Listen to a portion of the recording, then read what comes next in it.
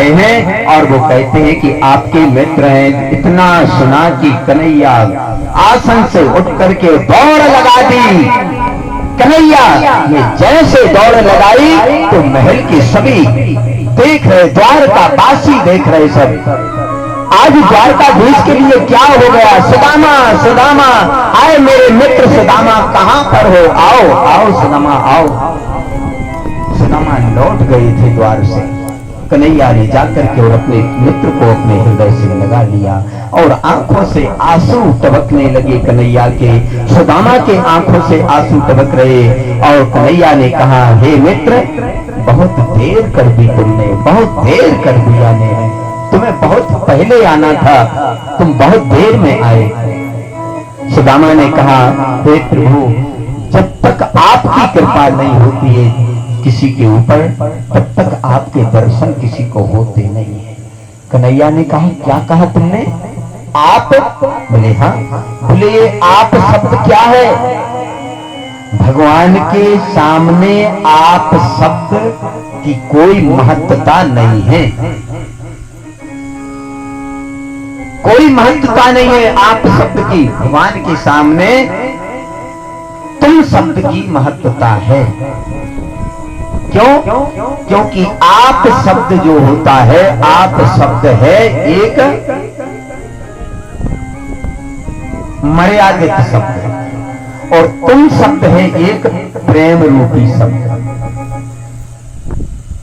लेकिन आजकल तुम शब्द के लिए गलत देख लिया। अरे तुम हमसे तुम बोल रहे, तुम कह के बोले।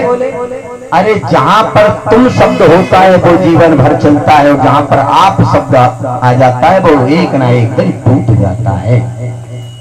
क्यों टूट जाता है भैया? यदि किसी से आप बोल करके बात करते हो, आप बोल करके, कहीं ना कहीं कभी ना कभी आप उस व्यक्ति से आप बोलना भूल जाओगे और कभी भूल से तुम कह दोगे तो उसी दिन बुराई बन जाएगी, उसी दिन बुराई बन जाएगी। और एक जैसे बोलत रहो, तुम बोल करके, तुम हम करके, तो एक जैसे बोलते रहोगे, सामने वाले को भी रहेगा क्या वो तो उनका शब्द ही है, एक भाषा ही है उनकी, तो उसमें कोई बुराई नहीं बनेगी फिर, क्योंकि भाषा ही वही है।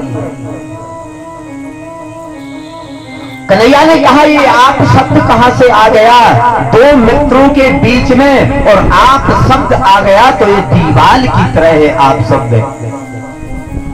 हे सुदामा, हम और तुम मित्र हैं एक दूसरे के, यहां पर आप नहीं। सुदामा कहने लगे, नहीं, आप परमपिता परमात्मा हो, द्वारकाधीश हो, भगवान हो। बहुत समझाया कन्हैया ने, फिर महल में ले गए, महल में पहुंचे। महल में पहुंच करके कन्हैया ने एक कठोता गोपर मंगाया, जल मंगाया और सुदामा के चरण धो रहे हैं।